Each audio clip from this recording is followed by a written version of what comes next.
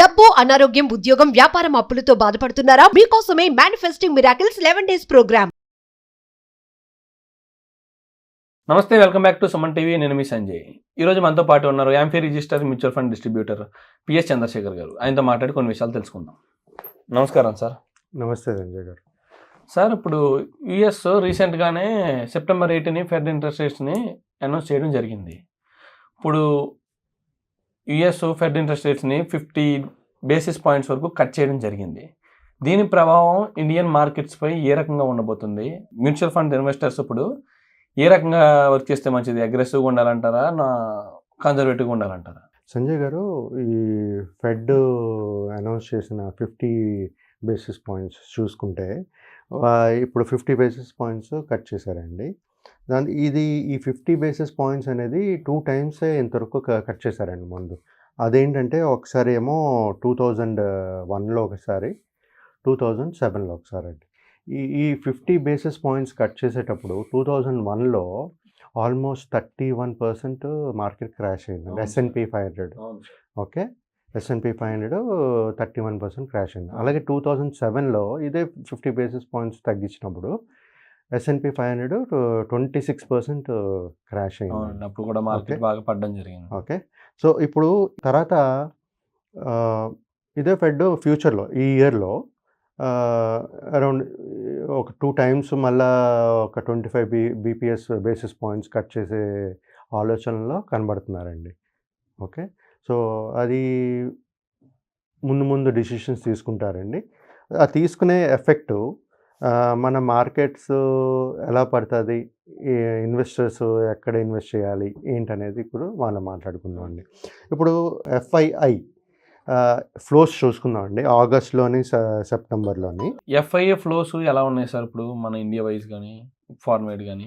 ఇప్పుడు సంజయ్ గారు, FII inflows చూసుకుంటే ఆగస్ట్ మంత్లో బ్రాజిల్కి ఎక్కువ ఉందండి.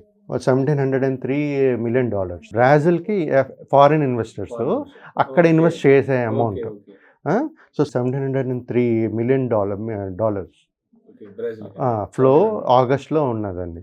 ఇప్పుడు సెప్టెంబర్లో చూసుకుంటే ఇండియాకు వచ్చిన inflows foreign investments FIIs almost $2,191 million inflow వచ్చిందండి. అంటే ఎక్కువ ఇన్ఫ్లోస్ ఇండియాకి వచ్చింది సెప్టెంబర్. ఓకేనండి. సో ఈ ఇన్ఫ్లోస్ చూసుకొని ప్లస్ ఈ 50 basis points fed rate cut చూసుకుంటే ప్రజెంట్ ఎగ్జిస్టింగ్ ఇన్వెస్టర్స్ ఇన్వెస్టింగ్ చేసేటప్పుడు కొంచెం కాషియస్గా ఉండాలండి. కొంచెం ఆచితూచి స్టెప్స్ తీసుకోవాలి, ఇన్వెస్ట్ చేయాలి. ఎవరైనా ఎక్స్పర్ట్స్ ఉంటే వాళ్ళతో కన్సల్ట్ చేసినప్పుడు ఇప్పుడు జనరల్గా ఏమంటున్నారంటే సార్, మార్కెట్లో మ్యూచువల్ ఫండ్స్లో ఇన్వెస్ట్ చేసేటప్పుడు మార్కెట్ కొంచెం బాగా వాలటైల్గా ఉంటుంది, కాషియస్గా ఉండాలి. సో ఫ్యూచర్ లాస్ట్ టైం చెప్పాను కదా సార్, నేను మీకు ఒక 50 basis points పెంచినప్పుడు మార్కెట్ S&P 500 క్రాష్ అయింది. సో అదేవిధంగా ఇప్పుడు మన మార్కెట్ ఇండియన్ మార్కెట్లో చూసుకుంటే ఎక్స్పర్ట్స్ సజెస్ట్ చేస్తుంది ఏంటంటే ఫ్లెక్సీ క్యాప్ కానీ మల్టీ క్యాప్లో కానీ వేసుకోండి. కొంచెం ఒక 10-20% అనేది తక్కువ ఎక్స్పోజర్ స్మాల్ మిడ్ క్యాప్లో పెట్టుకోమని అడ్వైజ్ ఇస్తున్నారు సార్. సో అంటే ఇప్పుడు ఫెడ్ ఏంటంటే ఇప్పుడు ఆల్రెడీ 50 basis points పెంచేసింది. ఓకే, సో ఇప్పుడు ఇదే ఫెడ్ కట్ చేసిన వల్ల మిగతా కంట్రీస్ కూడా వాళ్ళ రేట్ కట్స్ చేస్తాయండి. సో దీన్ని బట్టి ఏమవుతుందంటే ఆ ఇన్ఫ్లోస్ మనకు వస్తుందా లేదా. ఇప్పుడు దానివల్ల ఏంటంటే సార్, ఇంకోటి మనకి ఇంపోర్ట్స్ బాగానే ఉంటుంది ఇండియా మార్కెట్కి, బట్ ఎక్స్పోర్ట్స్ అనేది కొంచెం ఎఫెక్ట్ అవుతుంది సార్ ఈ 50 basis points వల్ల. అంటే సార్ ఇప్పుడు ఓవరాల్గా ఇప్పుడు S&P మార్కెట్లో కాకుండా ఇండియన్ మార్కెట్ మీద కూడా హెవీ ఎఫెక్ట్ ఉంటుందని చెప్పేసి అంటున్నారు. ఎక్స్పోర్ట్స్లో కొంచెం ఎఫెక్ట్ ఉంటుంది, ఇంపోర్ట్స్ మనకు బాగుంటుందండి. సో ఈ బేసిస్ చేసుకుంటూ ఈ ఫెడ్ ఏంటంటే అంటే ఒక్కసారి డిసిషన్ తీసుకుని వదిలేయడం కాదు సార్, రెగ్యులర్ మీటింగ్స్ చేస్తూ ఇవన్నీ చూస్తూ దాన్ని బట్టి ఫ్యూచర్లో కూడా చెప్పినట్టుగా నవంబర్లో కానీ అక్టోబర్లో కానీ మళ్ళీ 25 basis points plus 25 basis points పెంచే ఛాన్సెస్ చాలా ఉన్నాయని మాట్లాడుకుంటున్నారు sir. 25 basis points 25 basis points పెరిగే ఛాన్సెస్ ఉన్నాయి, పెంచొచ్చు అనే ఒక థాట్ ఉంది. అది పెంచితే అప్పుడు మళ్ళీ మార్కెట్ సినారీస్ ఎలా ఉంటాయి ఏంటి అనేది చూసుకోవాలి. ఇది ఈ ఫెడ్ అనేది ఆల్ ఈవెంట్స్ అండి. ఇప్పుడు కోవిడ్ వచ్చినప్పుడు మార్కెట్ అదొక ఈవెంట్, పొలిటికల్ గెలిచినప్పుడు ఒక్కొక్క ఈవెంట్.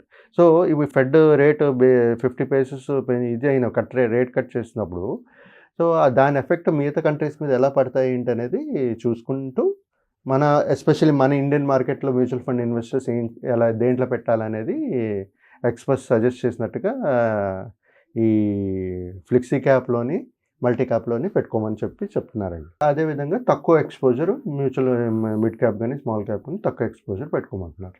Okay sir. ఇన్వెస్ట్మెంట్ మాత్రం కాషియస్గా ఉండమంటున్నారు. అంటే చూసి ఆలోచించి ఇన్వెస్ట్ చేయండి, అబ్రప్ట్గా అగ్రెసివ్గా చేయొద్దు అన్నట్టుగా సజెషన్స్ ఇస్తున్నారు. సార్ ఇప్పుడు ఈ ఫెడ్ రేట్స్ ప్రభావం మార్కెట్ మీద ఎన్ని రోజుల వరకు ఉండొచ్చు అని చెప్పేసి మీరు అనుకుంటారు? ఇప్పుడు ఫెడ్ రేట్స్ కట్ చేసిన వెంటనే ఇమ్మీడియట్గా మీకు తెలియదు కదా, 1-2 ఇయర్స్ ఆ టైంలో మీకు ఆ క్రాష్ పెరగడమా ఏంటి అనేది మీకు తెలుస్తుంది సార్. సో ఇప్పుడు వాళ్ళు అక్కడ ఫెడ్ రేట్ కట్ చేశారు కాబట్టి ఇప్పుడు ఇండియన్ మార్కెట్స్ ఎలా, ఆర్బీఐ ఎలా రియాక్ట్ అవుతుంది, మిగతా కంట్రీస్ ఎలా రియాక్ట్ అవుతుంది అనేది కూడా ఇంపార్టెంట్ అండి. ఆ రియాక్షన్ బట్టి మార్కెట్ వాలటిలిటీ మనకు వచ్చే ఎఫ్ఐఐస్ ఎక్కడి నుంచి ఎక్కువ వస్తున్నాయి, so country to country base మీద మనకి ఎలాంటి ఎఫెక్ట్ పడుతుంది అనేది చూడాలి sir. Thank you very much sir. Thank you Sanjay గారు, థ్యాంక్ యూ.